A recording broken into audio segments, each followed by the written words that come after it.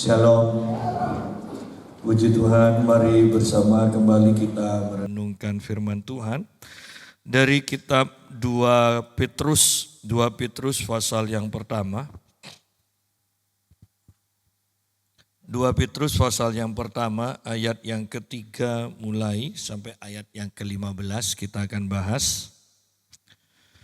2 Petrus pasal pertama ayat yang ketiga, karena kuasa ilahinya telah menganugerahkan kepada kita segala sesuatu yang berguna untuk hidup yang saleh oleh pengenalan kita akan Dia yang telah memanggil kita oleh kuasa-Nya yang mulia dan ajaib.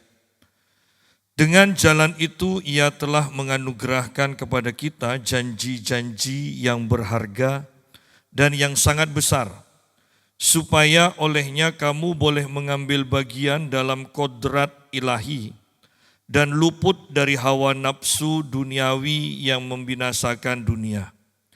Justru karena itu kamu harus dengan sungguh-sungguh berusaha untuk menambahkan kepada imanmu kebajikan, dan kepada kebajikan pengetahuan, dan kepada pengetahuan penguasaan diri, kepada penguasaan diri ketekunan, dan kepada ketekunan kesalehan, dan kepada kesalehan kasih akan saudara-saudara, dan kepada kasih akan saudara-saudara kasih akan semua orang.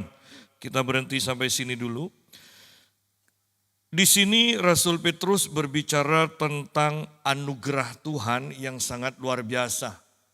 Dan kalau kita lihat nanti ke belakangnya, Rasul Petrus dalam satu perikop ini 3 kali mengatakan, aku mau mengingatkan kamu tentang anugerah Tuhan yang dahsyat ini. Ya. Kalau sudah sampai 3 kali dalam satu perikop, Petrus berbicara seperti itu berarti betapa pentingnya anugerah Tuhan itu. Ayat yang ketiga di sini, karena kuasa ilahinya telah menganugerahkan kepada kita segala sesuatu yang berguna untuk hidup yang saleh oleh pengenalan kita akan Dia yang telah memanggil kita oleh kuasa-Nya yang mulia dan ajaib. Jadi Allah memanggil kita dengan kuasa-Nya. Tetapi tidak cukup sampai kita dipanggil oleh Allah, kita harus masuk lebih dalam lagi untuk mengenal Tuhan. Ketika kita mengenal Tuhan, maka banyak hal yang Tuhan sediakan itu akan menjadi milik kita atau kita nikmati. Ya. Jadi Tuhan menyediakan banyak hal kepada kita, tetapi itu tidak secara otomatis langsung semuanya kita bisa terima dan nikmati. Bahwa semua yang Tuhan sediakan bagi kita akan kita terima, akan kita nikmati sedalam apa kita mengenal Tuhan. Ya. Jadi misalnya kita mengenal Tuhan sebagai Tuhan yang menyembuhkan, maka kita akan menikmati kesembuhan dari Tuhan ketika kita sakit, menikmati kesehatan dari Tuhan. Ya. Dan orang yang mengenal Tuhan sebagai penyembuh belum tentu mengenal Tuhan sebagai penyedia tanpa batas. Ya, belum tentu. Yang mengenal Tuhan sebagai Jehovah Rafa belum tentu mengenal Tuhan sebagai Jehovah Jireh. Yang mengenal Jehovah Jireh belum tentu mengenal Tuhan sebagai Jehovah Shalom. Yang mengenal Jehovah Shalom belum tentu mengenal Tuhan sebagai Jehovah Shammah. Ya. Artinya bahwa setiap kita harus terus-menerus berusaha mengenal Tuhan dalam segala kepenuhannya. Dan ini tidak bisa langsung satu kali semuanya keseluruhan Allah ini kita kenal. Tidak. ini merupakan perjalanan iman sepanjang umur hidup kita. Ya. Oleh karena itu kita lihat di sini kembali bahwa Tuhan memanggil kita dengan kuasanya yang mulia dan ajaib. Iya. Dan kemudian Tuhan juga menganugerahkan kepada kita segala sesuatu yang berguna. Iya, tetapi ingat, itu bukan hanya sekedar dikasih, tetapi itu akan kita terima ketika kita mengenal Tuhan. Ya. Kata mengenal berarti ada sesuatu yang disingkapkan dari sifat Tuhan, karakter Tuhan. Kata mengenal berarti tanpa bosan saya mau mengatakan banyak waktu yang sudah kita gunakan untuk berusaha menjalin hubungan dengan Tuhan sampai mengenal Tuhan. Nah, kemudian yang harus kita tekankan seperti firman ini katakan adalah ini. Karena kuasa ilahinya telah menganugerahkan kepada kita segala sesuatu yang berguna untuk hidup yang saleh. Untuk hidup yang taat kepada Tuhan. Ya. Jadi Tuhan menganugerahkan segala sesuatu untuk dikatakan kesalehan kita. Untuk kesalehan kita. Jadi Tuhan bukan menganugerahkan segala sesuatu untuk memuaskan hawa nafsu kita. Menjadi semakin kaya, hidup dalam kemewahan, hidup dalam hawa nafsu, ya kan? Menjadi sombong karena kita merasa, wow kita disayang Tuhan dan kita tidak kekurangan, berkelimpahan, kita lebih daripada yang lain. Bukan seperti itu. Justru di sini dikatakan kuasa ilahinya telah menganugerahkan kepada kita segala sesuatu yang berguna untuk hidup yang saleh. Tuh. Jadi penekanan Tuhan itu dalam hidup kita adalah supaya kita bisa hidup saleh. Hidup mentaati Tuhan, menjauhi segala larangannya, ya kan? Jadi kita lihat di sini bahwa Tuhan menganugerahkan kita kuasa. Untuk apa? Supaya kita bisa hidup saleh. Sederhananya supaya kita bisa hidup beribadah dengan benar gitu loh. Ya. Jadi bukan supaya enak-enakan. Kaya raya enak, gak usah kerja banting tulang. Oh tidak. Tuhan menganugerahkan kuasanya untuk kita itu bisa hidup saleh. Dan tidak ada yang bisa beralasan dengan mengatakan begini, sebetulnya aku sih mau beribadah sungguh-sungguh, tapi ini menghalangi aku, tapi aku tidak bisa, tapi aku tidak punya ini untuk bisa beribadah terus-menerus. Lihat di sini, ketika kita mau hidup saleh, Allah akan menganugerahkan kuasa ilahinya. Jadi tujuan kita terlebih dahulu harus kita tetapkan. Aku mau beribadah kepada Tuhan. Nanti baru Tuhan akan sediakan segala sesuatunya supaya kita bisa beribadah dengan bebas, dengan benar. Ya. Tapi kalau kita selalu hanya mengatakan, kalau ada waktu nanti aku mau beribadah. Kalau sempat. Kalau ini, Allah tidak akan menganugerahkan. Justru itu merupakan kesempatan bagi daging, bagi setan, supaya kita semakin jauh dari Tuhan. Tetapkan dulu, baru kita akan berusaha. Tetapkan dulu, baru Tuhan akan menganugerahkan kemampuan untuk kita bisa beribadah dengan sempurna.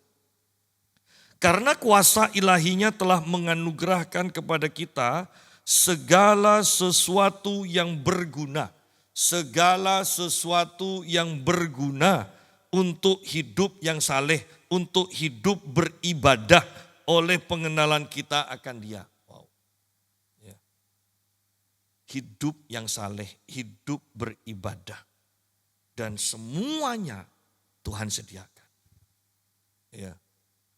Jadi ketika kita mau beribadah dan sungguh-sungguh hati kita sungguh mau beribadah, Tuhan akan sediakan. Ya. Ketika kita juga minta gedung, kita minta peralatan alat musik. Supaya apa? Bukan supaya sombong, supaya apa? Bukan supaya kelihatan gagah, tetapi supaya bisa beribadah. Ya, beribadah dengan sempurna, dengan baik. Tuhan pasti sediakan. Tuhan pasti sediakan. Saya ditelepon oleh teman saya yang mengatakan, Pak, ada sponsor apa enggak untuk membawa barang-barang saya dari pulau ini ke pulau ini. Loh, kamu itu mau pindah bawa barang aja kok masih cari sponsor. Loh, ini pendeta, cari sponsor saya bilang. Saya selama hidup saya tidak pernah punya sponsor dan saya tidak tertarik untuk cari sponsor, saya bilang. Oh begitu ya Pak, ya sudahlah nanti saya usahakan sendiri. Hanya kan heran kalau sampai pendeta yang diandalkan sponsor. Ya. Kan heran. Karena di sini kalau kita memang sungguh-sungguh mau hidup saleh, hidup beribadah dengan benar, Tuhan akan menganugerahkan segala sesuatunya supaya itu bisa tergenapi. Ya. Jadi betapa kita melihat banyak orang tidak mengenal Tuhan. Ya. Paling-paling hanya mengenal Yesus sebagai Tuhan dan Juru Selamat. Tetapi Yesus bukan hanya sekedar Tuhan dan Juru Selamat. Ingat namanya banyak. Bahkan di dalam kitab Yesaya aja yang mengacu pada Yesus. Dalam satu ayat itu bisa ada 5. Penasihat yang ajaib, Allah yang perkasa, Bapa yang kekal, Raja damai. Bahkan terjemahan yang tepat itu bukan penasihat yang ajaib. Itu penasihat, ajaib, ya, Allah yang perkasa, Bapa yang kekal, Raja damai. Kok namanya Yesus Bapa yang kekal? Bukankah Allah Bapa itu Allah Bapa? Oh bukan. Karena Adam itu adalah manusia yang pertama, Bapa yang pertama. Setelah itu kita adalah manusia roh di dalam Kristus. Ya. Adam adalah Bapa dalam daging, Yesus adalah Bapa yang kekal di dalam roh kita. Manusia roh yang diperbarui. Ya. Jadi apakah kita sungguh-sungguh mengenal, mengalami 5 nama di dalam satu ayat ini? Loh itu di dalam satu ayat. Masih ada Allah penerobos, Allah yang menyediakan, Allah panglima bala tentara surga. Banyak namanya dan Tuhan menginginkan kita untuk mengenal ini secara keseluruhannya. Padahal ketika kita mengenal satu nama dari Allah dan mengalami, itu butuh waktu berapa? Ya, berapa minggu, berapa bulan, berapa tahun. Kemudian bersyukur ketika kita mengalami aja, itu butuh berapa? Berapa waktu? Ya kan? Nanti baru akan bawa ke dalam pengalaman-pengalaman yang lain. Ya. Nah, ayat yang keempat. Dengan jalan itu, Ia telah menganugerahkan kepada kita janji-janji yang berharga dan yang sangat besar. Supaya olehnya kamu boleh mengambil bagian dalam kodrat ilahi. Dan luput dari hawa nafsu duniawi yang membinasakan dunia. Lihat ayat yang ketiga tadi, Tuhan menganugerahkan kuasa ilahinya kepada kita supaya kita bisa hidup saleh. Ya.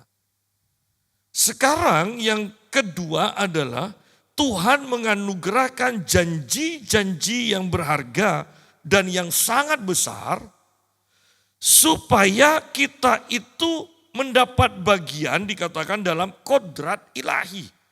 Artinya Allah mementingkan manusia batiniah kita. Bukan manusia jasmani kita. Padahal kalau kita mau jujur sekarang banyak gereja fokusnya adalah keberhasilan dalam bidang jasmani. Di sini Rasul Petrus mengatakan supaya olehnya kamu boleh mengambil bagian dalam kodrat ilahi. Itu kan manusia batiniah berarti. Ya. Dan luput dari hawa nafsu duniawi yang membinasakan dunia. Hawa nafsu berarti itu yang kita bisa lihat. Dagingan apa itu? Kan hawa nafsu. Nah, di sini kembali kita melihat bahwa banyak gereja yang melenceng. Ketika Tuhan menginginkan kita itu mengambil bagian, tentunya juga menampilkan nantinya kodrat ilahi ini. Melalui apa? Melalui janji-janji yang berharga dan besar. Bagaimana ini terjadi? Kebenaran firman Tuhan yang kita pelajari. Itu merupakan janji-janji Tuhan. Kebenaran firman Tuhan adalah janji-janji yang berharga dan janji-janji yang sangat besar. Ya. Kalau lihat janji-janji dalam firman Tuhan kan, mainnya itu kota, mainnya itu dunia. Ya. Enggak pernah kita itu mainnya hanya ya di kampung halaman. Enggak ada. Janji memang itulah rancangan Tuhan yang luar biasa memang. Ya. Nah, kembali kepada pembahasan kita di sini. Ini 2 ayat sangat dahsyat. Fokus kita adalah hidup yang saleh oleh pengenalan akan Tuhan dan mengambil bagian dalam kodrat ilahi melalui kebenaran janji-janji firman Tuhan. Ya. Jadi kalau 2 hal ini dalam kehidupan kita lewati atau kita tidak perhatikan atau kita tidak hiraukan, berarti kita sudah sesat. Artinya sesat itu tidak sampai pada tujuan ilahi yang Tuhan tetapkan bagi kita semua. Jadi Tuhan itu mengutamakan hidup yang saleh, supaya kita bisa hidup yang saleh. Yang kedua, supaya kita bisa mengambil bagian dan menampilkan kodrat ilahi. Ya. Oleh karena itu kembali, bukankah ketika kita lahir baru, Pastor Mutu sudah menjelaskan, pada waktu itulah kodrat ilahi, manusia ilahi, ya, itu sudah mulai ada di dalam kita dan diharapkan itu terus bertumbuh. Manusia daging terus berkurang sehingga pada akhirnya ketika nafiri Allah dibunyikan yang terakhir, daging yang sisa sedikit, manusia rohani yang sudah hampir penuh, itu langsung disempurnakan. Daging diruntuhkan yang tinggal sedikit. Ya. Nah, dalam perjalanan ke sana, betapa pentingnya kita itu menyalibkan daging. Di sini dikatakan luput dari hawa nafsu duniawi. Artinya jangan biarkan hawa nafsu itu menguasai kita dan membinasakan kita. Ya. Semakin kita mempunyai hubungan intim dengan Tuhan, semakin kita itu banyak beribadah kepada Tuhan, maka kedagingan kita sebenarnya dihancurkan. Ada orang yang berkata, Allah ke gereja terus, tapi tidak berubah. Bayangkan begini, yang ke gereja aja tidak berubah, apalagi yang tidak ke gereja. Oh iya kan? Doa terus tidak ada hasilnya. Yang doa aja belum dijawab, apalagi yang tidak berdoa. Kan gitu. Jadi jangan punya pola pikir yang salah. Kita harus berpikir seperti itu. Sekolah aja tidak bisa baca, apalagi yang tidak sekolah. Nah kan gitu kan. Ya, ketika kita punya anak atau mengatai anak orang lain, sudah 2 bulan sekolah tidak bisa baca, apalagi yang tidak sekolah, kan gitu. Jangan dibalik, 2 bulan sudah sekolah tidak bisa baca, lebih baik tidak usah sekolah. Nah, jangan seperti itu. Ya kan? Kan pola pikir kebanyakan orang seperti itu kan. Ke gereja tidak berubah, ya kan? Lebih baik tidak ke gereja. Loh, itu kan pola pikir yang salah. Ya. Jadi jangan sampai kita itu masuk ke dalam tipu muslihat iblis, mempercayai kebohongan sebagai kebenaran. Ya. Dengan jalan itu Ia telah menganugerahkan kepada kita janji-janji yang berharga. Ingat, firman Tuhan ini adalah janji-janji yang berharga.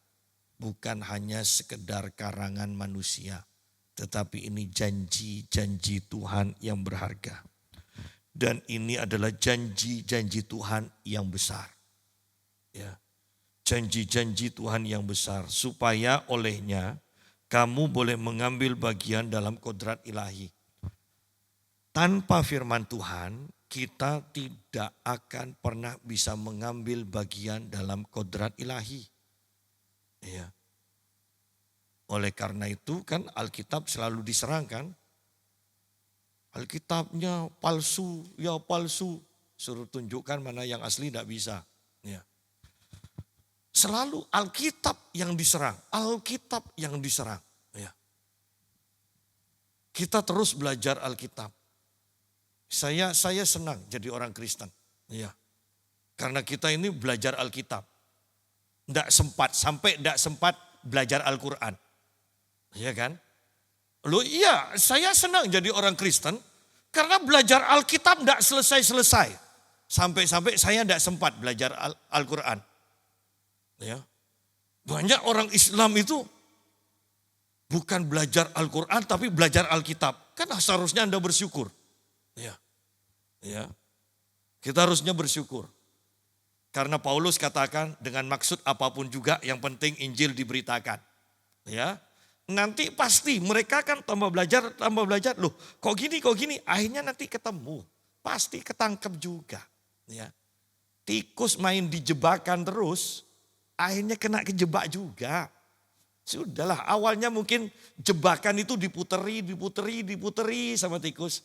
Pasti kena juga. Dan ini sudah banyak terjadi. Ya. Jadi gak usah bingung. Kadang kalau istri saya dengarkan debat-debat itu mangkel dia. Gini kok dilayani gini katanya. Sudah ambil ketawa aja kalau gitu-gitu. Ya, ambil ketawa aja. Nah yuk kembali ingat tujuan kita adalah supaya kita bisa hidup saleh.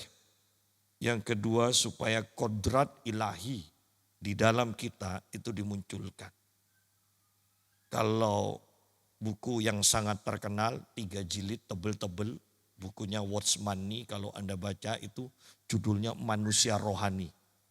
Itu semakin baca buku itu kita seakan-akan tidak ada apa-apanya kita. Ya.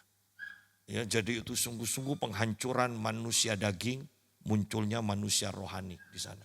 Ya. Nah, kita sudah lihat bahwa 2 hal penting yang harus kita perhatikan yaitu Allah menginginkan, Allah menganugerahkan segala sesuatu kepada kita supaya kita bisa hidup saleh. Tuhan memberikan janji-janji yang berharga dan besar kepada kita supaya kodrat ilahi itu bisa muncul dalam hidup kita. Ayat yang kelima, justru, nah setelah kita beribadah dengan benar, kodrat ilahi nyata di dalam kita. Lalu Petrus lanjutkan begini, justru karena itu kamu harus dengan sungguh-sungguh berusaha untuk menambahkan kepada imanmu kebajikan dan kepada kebajikan pengetahuan. Justru karena itu kamu harus dengan sungguh-sungguh berusaha menambahkan. Perhatikan kalimat ini, betapa beratnya. Sungguh-sungguh dikatakan, kamu harus. Nah, kata harus ini kan sudah berat. Harus dengan sungguh-sungguh. Nah, ini kan semakin berat. Harus dengan sungguh-sungguh berusaha loh untuk menambahkan kepada imanmu. Padahal kita sudah banyak puas dengan kata kita punya iman, beriman.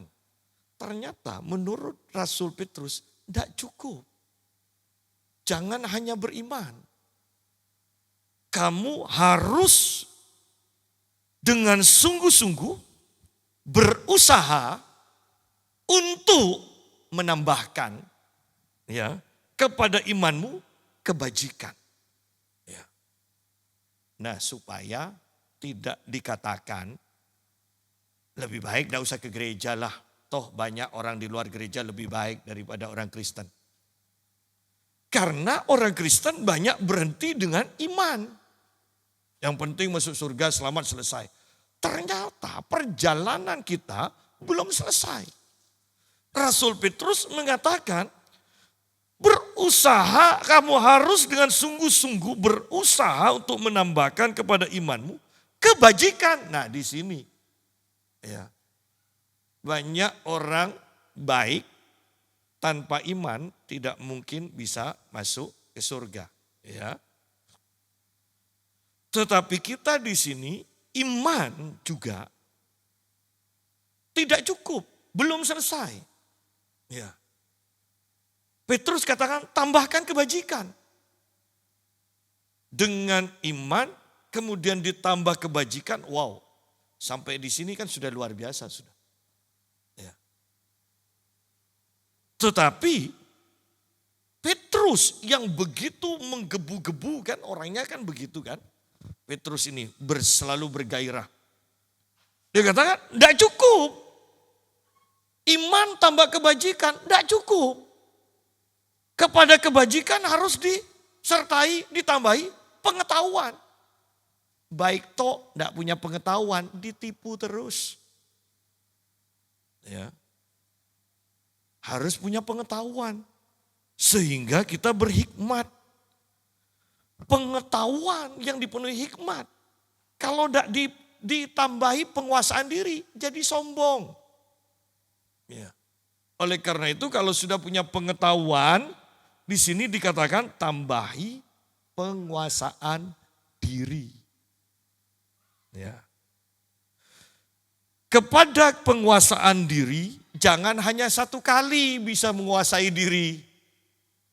Harus tambahi ketekunan, bertekun terus menguasai diri. Anda bisa bayangkan orang yang bisa menguasai diri dalam penguasaan dirinya, dia terus bertekun menguasai dirinya. Wow. Ya.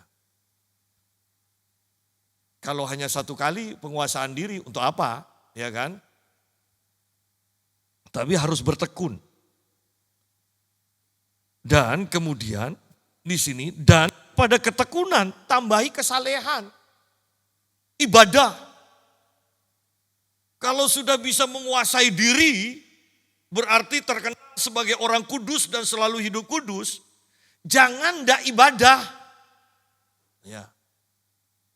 Tambahi kesalehan, ini berbicara tentang ibadah. Nah, setelah ibadah kesalehan, ditambahi kasih akan saudara-saudara. Baru tambahi kepada kasih kepada semua orang. Ternyata kita banyak yang dilompati.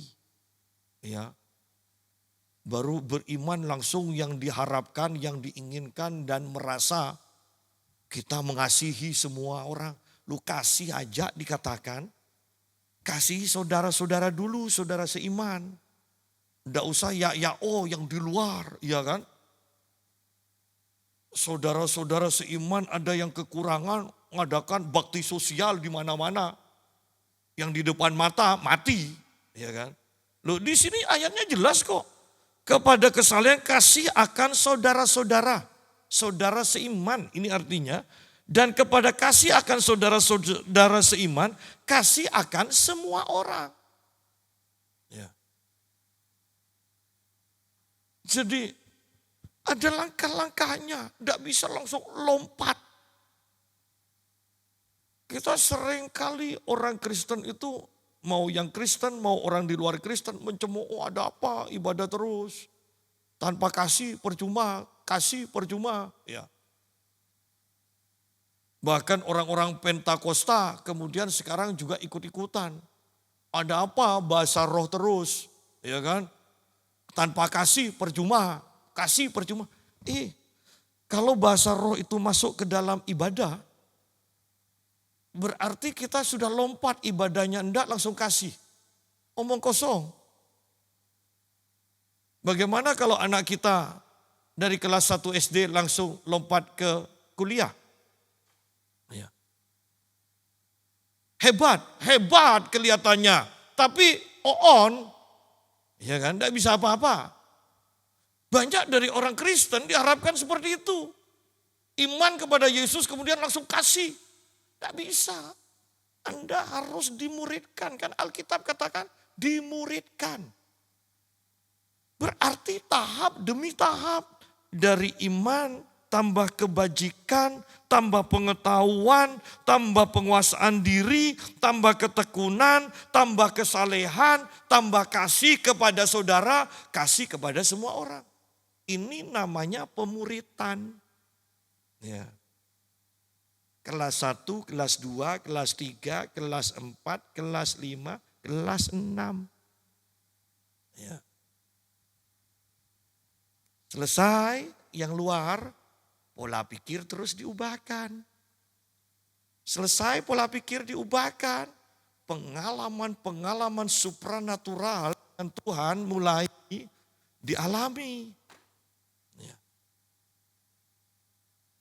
Jangan percaya kepada orang yang ibadahnya tidak jelas, kemudian mengatakan naik turun surga terus menerus. Banyak orang sekarang dikacaukan dengan kesaksian-kesaksian naik turun surga, ya kan? Kalau sudah ke surga kenapa kok turun lagi, kan gitu. Maksud saya begini, kalau orang sekelas Paulus saja yang menulis kitab suci yang begitu berkuasa penuh pewahyuan dan begitu banyaknya, hanya satu kali loh Paulus itu naik ke surga. Itu pun Paulus katakan, aku mendengar suara yang tidak bisa dikatakan oleh manusia. Padahal kita sekarang banyak melihat orang, mendengar orang naik ke surga. Ya, ketemu dengan suaminya yang sudah di surga katanya. Oh ternyata lagi membangun di surga. Kenapa? Karena di bumi dia kontraktor. Jadi apa yang kita kerjakan, hati-hati loh ya di dunia cari pekerjaan yang enak, yang bagus. Karena katanya ini dilanjutkan di surga. Kalau Anda tukang beca nanti enggak tahu di surga ada beca atau enggak. Nah, loh iya ini ada orang yang katakan seperti itu. Naik turun surga terus. Padahal kehidupannya enggak jelas, maksudnya kerohaniannya enggak jelas, kebaikannya enggak jelas, kesuciannya enggak jelas. Orang sekelas Paulus saja. Dia katakan, aku tahu 14 tahun yang lalu dikatakan. Dia sendiri tidak berani katakan, aku naik ke surga. Enggak. Dia masih menyamarkan dirinya sedemikian rupa. Kenapa? Merasa tidak layak. Ya. Jadi hati-hati. Apalagi dengan pengalaman saya ingat. Makanya saya percaya orang bisa dibawa Tuhan ke surga. Percaya. Tapi saya hati-hati. Ya. Kenapa? Seperti yang pernah saya sampaikan. Ketika saya melayani di Jember, saya doakan seorang anak dan saya katakan, kamu sering dapat mimpi. Dan orang tuanya katakan, oh iya Pak, anak saya ini sering dibawa Tuhan ke surga. Dia bilang.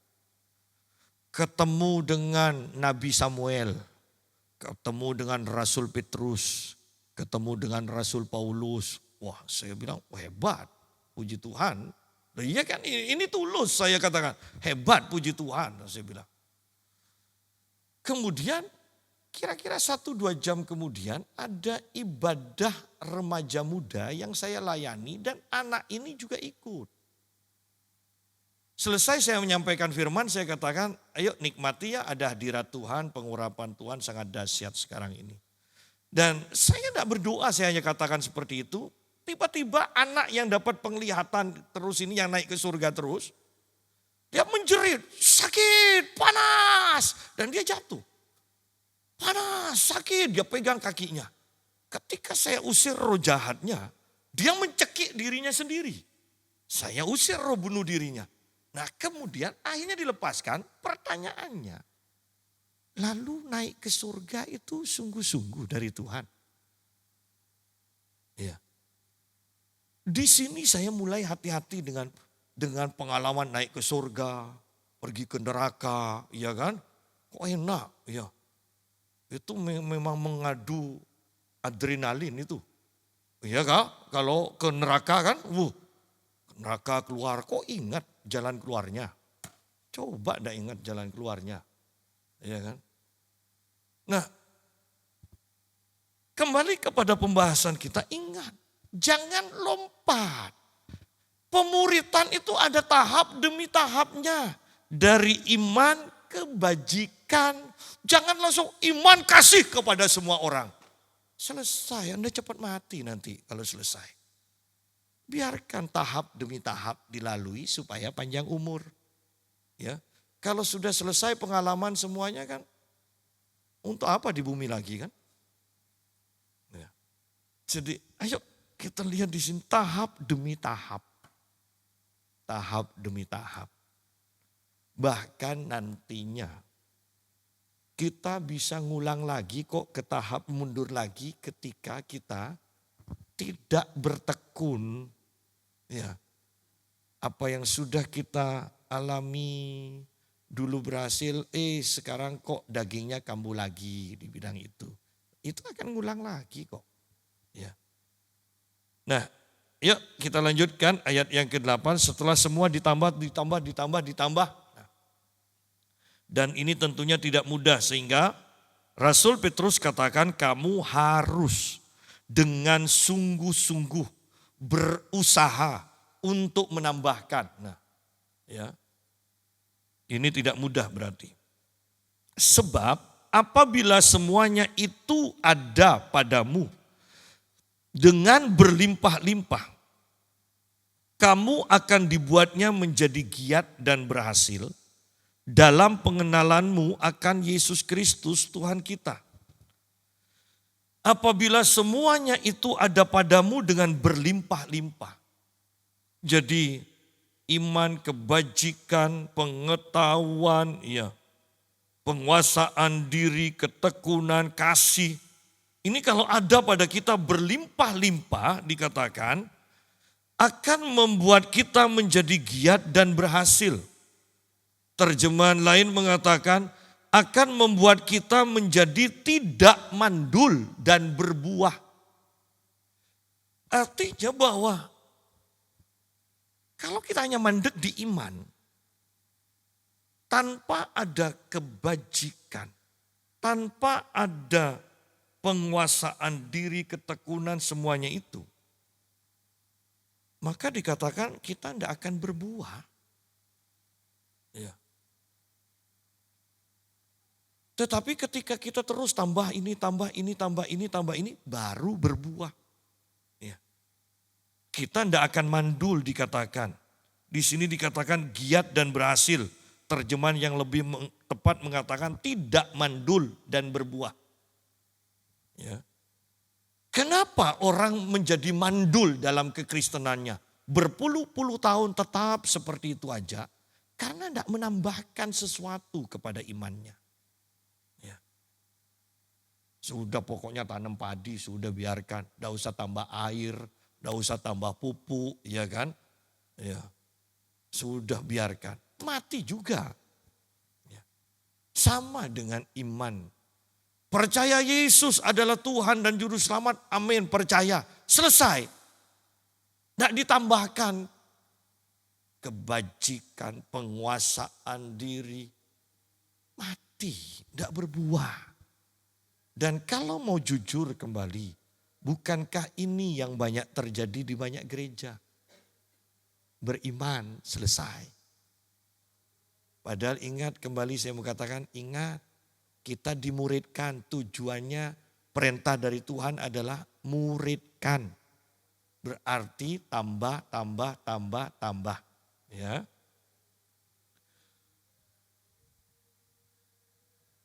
Jangan sampai mandul dan tidak berbuah dalam pengenalan kita akan Yesus Kristus. Tetapi barang siapa tidak memiliki semuanya itu, ia menjadi buta dan picik. Karena ia lupa bahwa dosa-dosanya yang dahulu telah dihapuskan. Loh. Orang kalau hanya mengatakan, aku percaya Yesus adalah Tuhan dan Juru Selamat. Pada waktu itu kan dia itu kan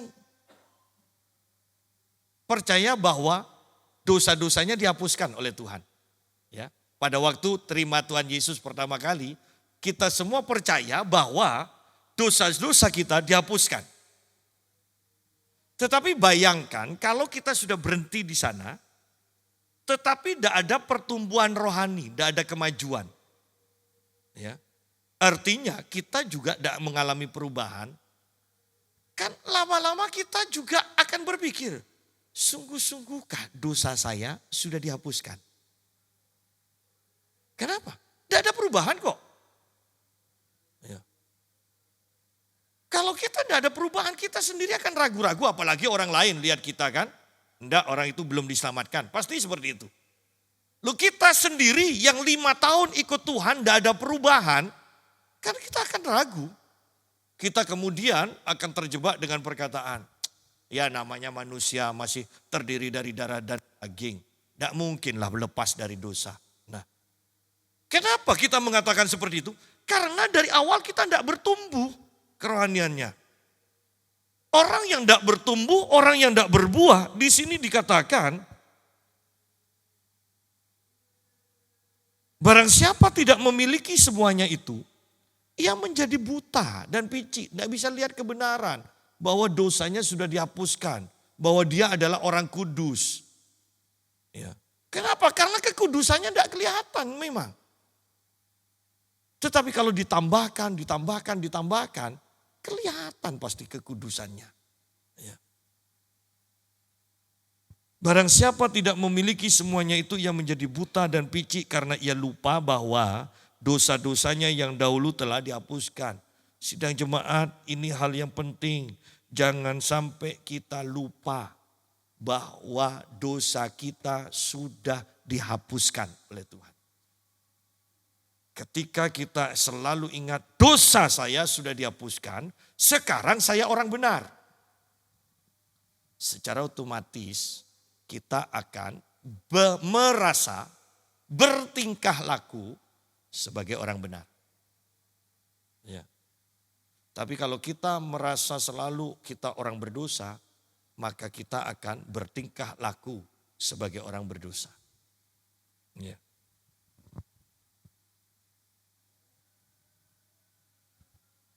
Kadang orang sakit itu merasa sehat dan melakukan hal-hal yang dilakukan orang sehat.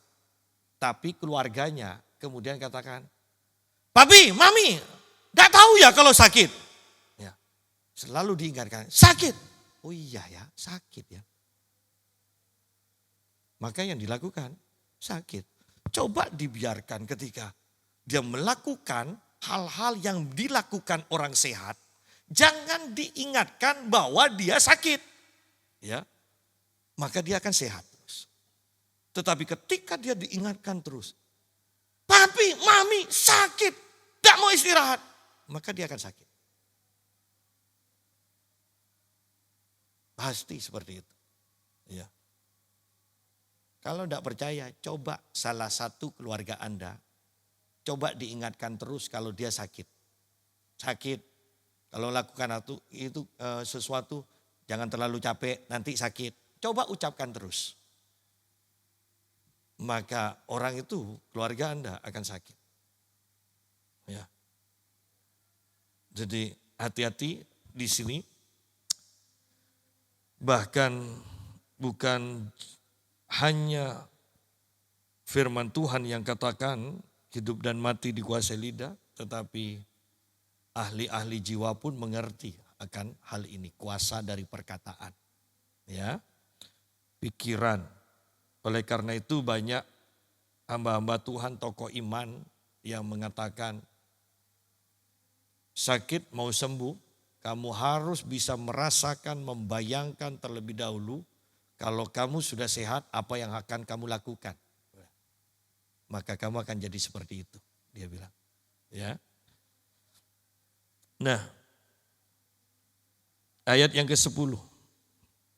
Karena itu saudara-saudaraku, berusahalah. Nah, Anda sudah berapa kali di sini bertemu dengan kata berusaha? 2 kali, berusahalah. Ayat yang kelima tadi kita juga ketemukan kata berusaha. Kamu harus dengan sungguh-sungguh berusaha untuk menambahkan. Di sini ayat 10, karena itu saudara-saudaraku, berusahalah sungguh-sungguh supaya panggilan dan pilihanmu makin teguh. Sebab jikalau kamu melakukannya, kamu tidak akan pernah tersandung. Jadi supaya tidak tersandung, kita harus berusaha sungguh-sungguh mengalami kemajuan. Tanpa mengalami kemajuan atau menambahkan iman kita dengan kebajikan dan sebagainya, secara otomatis kalau tidak ada tambahan, maka kita akan tersandung. Sama aja kan bahwa enggak, saya yang penting kan enggak turun kelas kan. Walaupun enggak naik kelas, tetap saya kelas 5. Orang katakan itu kemunduran, ya. Itu kemunduran. Kita merasa enggak, orang enggak turun ke kelas 4, tetap di kelas 5. Mundur. Ya. Sama ketika kita tidak mengalami kemajuan, ya, berarti kita mengalami kemunduran. Ketika kita tidak mengalami kemajuan, berarti kita tersandung. Ya.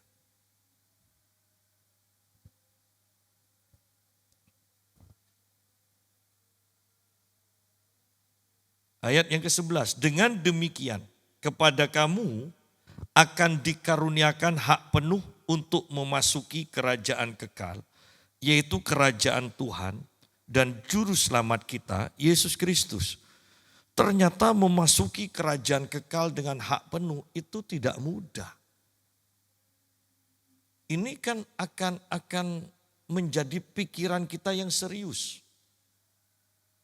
Bahwa kita itu banyak merasa puas, percaya Yesus sebagai Tuhan dan juru selamat pasti masuk surga. Iya, tapi jangan berhenti di sana kan. Harus tambahkan ini, tambahkan ini, tambahkan ini. Ya. Di sini juga sama. Ada istilah hak penuh untuk memasuki kerajaan kekal. Bagaimana caranya? Berusaha sungguh-sungguh dikatakan supaya panggilan dan pilihanmu itu makin teguh. Nah, kata makin teguh berarti dari awal sampai sekarang ini kita bahas itu harus ada peningkatan, tambahan. Jangan puas tetap tahun yang lalu dengan sekarang tetap, tidak ada tambahan. Berarti kita tersandung. Berarti kita mengalami kemunduran. Ya. Dari awal tadi kita bahas, berusaha, tambahkan, makin teguh. Di sini, lihat di sini. Ada peningkatan. Loh, dunia kejahatan aja bertambah kok. Iya kan? Dunia roh juga bertambah. Kok iman kita tidak meningkat, tidak bertambah. Sedangkan Tuhan menginginkan kita meningkat. Dengan demikian kepada kamu akan dikaruniakan hak penuh untuk memasuki kerajaan kekal. Kalau kita berusaha sungguh-sungguh supaya panggilan dan pilihanmu makin teguh dikatakan. Ayat 12, karena itu aku senantiasa bermaksud mengingatkan kamu akan semuanya itu. Sekalipun kamu telah mengetahuinya dan telah teguh dalam kebenaran yang telah kamu terima. Pengakuan Petrus adalah, kamu telah mengetahui semua itu, kamu sudah sangat teguh, ya, telah teguh dalam kebenaran. Kamu sudah tahu kebenaran, kamu sudah teguh dalam kebenaran. Tapi Rasul Petrus sebagai tua-tua, dia katakan, aku mau mengingatkan kamu lagi. Ya, aku mau mengingatkan.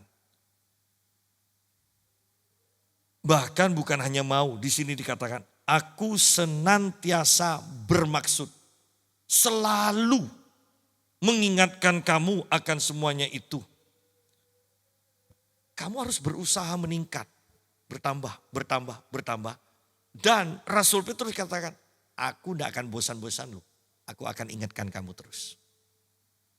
Sudahkah kamu meningkat sekarang? Sudahkah kamu semakin teguh sekarang? Sudahkah engkau menambahkan iman kepada imanmu itu kebajikan? Sudah ditambah belum? Nah. Rasul Petrus mau mengingatkan itu senantiasa. Kenapa harus selalu diingatkan? Karena itu penting. Ya kan? Kalau tidak penting tidak perlu diingatkan. Ini penting. Kemudian ayat 13.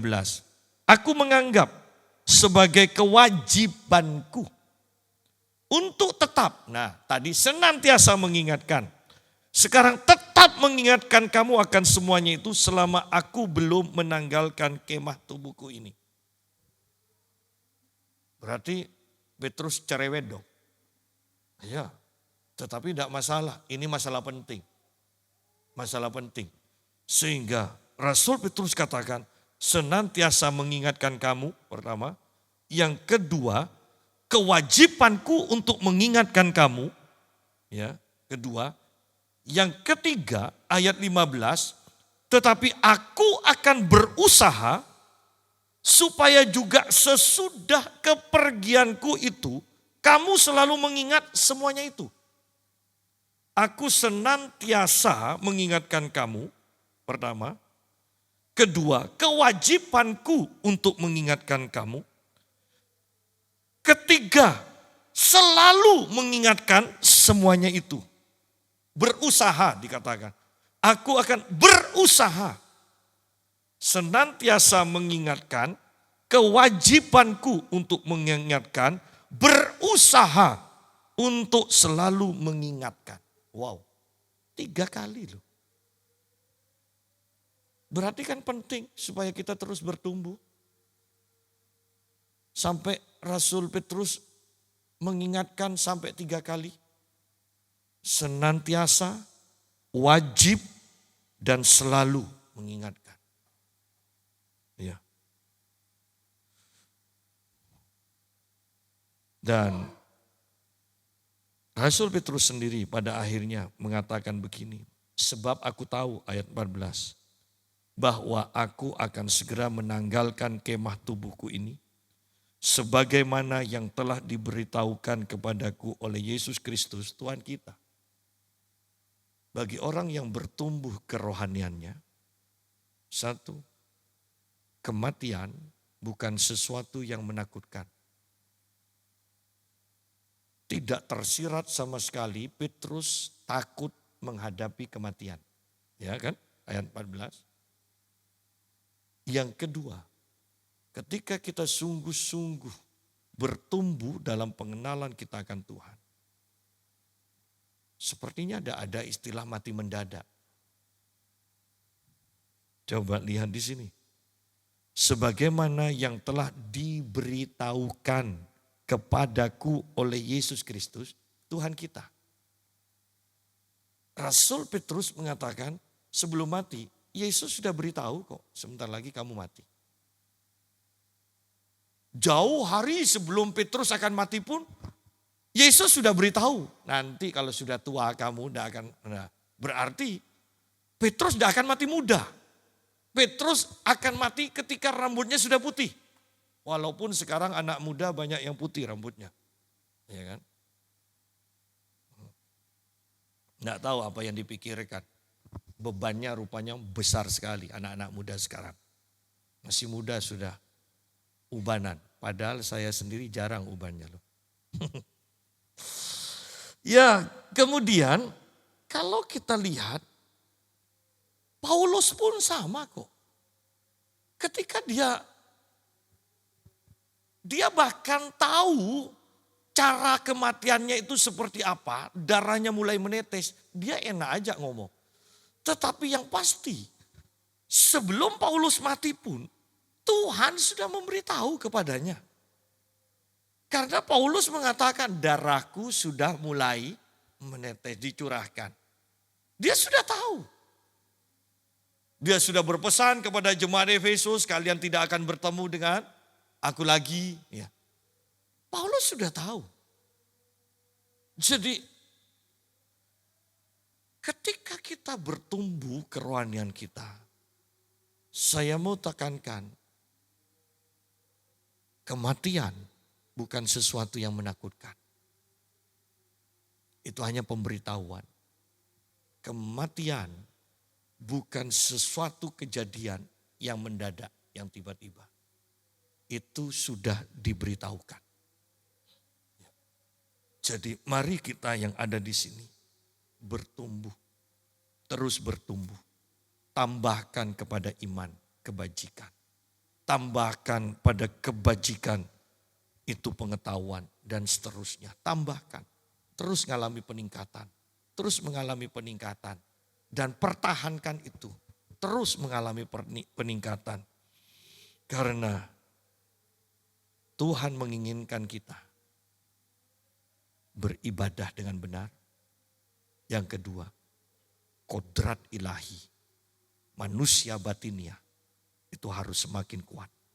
Semakin kuat. Kita bebas dari hawa nafsu, dari kedagingan. Dan kuasa Tuhan akan bekerja dengan leluasa melalui kehidupan kita. Amin firman Tuhan. Mari kita berdoa.